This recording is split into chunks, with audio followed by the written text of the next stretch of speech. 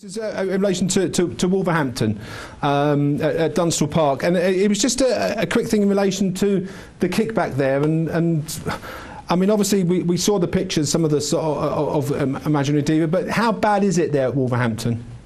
It's all about opinion, as we all know about tracks, and as we all know, Wolverhampton doesn't resemble anything like the track it was 2 years ago. You know, it was laid down as a poly track, and it was a track where you could ride a race, sitting behind and hold horses up, bring them wide, bring them up the inner. You could do what you like. It was a proper race track, you know. And now I appreciate that they are renewing the whole of the surface in April. But at this moment in time, for me, it just doesn't resemble anything that we've got at all. It isn't a poly track. It isn't a fibre sand. It's just sand mixed with old poly track, and the kickback gets horrendous, as we all know. Horses at one time you used to be able to say ride a race, and these days you've got to be right up on the pace, a little bit like Southwell. And somebody said to me, well, it's no worse than Southwell, but the kickback at Southwell is nothing like this. This is hard. I mean, my horse's eyes were literally shut while she was racing, and don't doubt other trainers' horses would be the same. You know, not many people want to speak up about it, but you know, my opinion is I shan't be having any more runs there at all. I mean, you were obviously just before Christmas. John Gosden made that same comments, and Ron Harris. So a few trainers have come out and said about it was. In your opinion, I mean, obviously, in their defence, they're going to say they're resurfacing it, but we've not had a cold winter like last year, where the argument would have been the ice was a kickback and the frost. But there's no real excuse this winter, is there? Yeah, but the reason we've got this problem is because of last winter, that the race meetings were abandoned due to it the damp and getting into it and freezing. Which, I'm not being funny, but as it's been proved this week, you know, you cannot argue with the weather. You can't fight the weather. These tracks shouldn't be called all weather tracks. They're not all weather. You know, as we all know, the weather can do what it wants.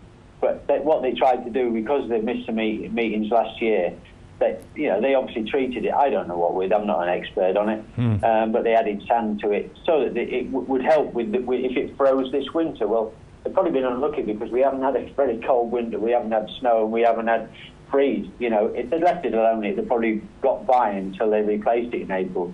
But at this moment in time, it's just deteriorating rapidly. Would you say it's unraceable? And just a quick thing, if you don't mind, in relation to your horse, how long did it take for the horse to recover? Because it didn't look in great shape, to be honest. No, but horses are very resilient, as we all know. You know, you can see horses plastered in mud and mess. They clean up quickly. You know, like this filly, we washed her eyes out with a solution, and washed her face and cleaned her out. It took us a full day to get her clean. You know what I'm saying? Yeah. And if you've got to wash your horse 2 or 3 times. You're talking cold and at night. There isn't the facility to shampoo these horses right down and clean them and dry them and keep them warm, you know, in that situation. So you have to sort of leave them to dry and then brush it all off. And, you know, but with their eyes and the nose and everything, that's a different ball game. You clean it all out and make the horse comfortable. She came back that night, she ate up. Horses don't bear grudge on it, you know. They're not.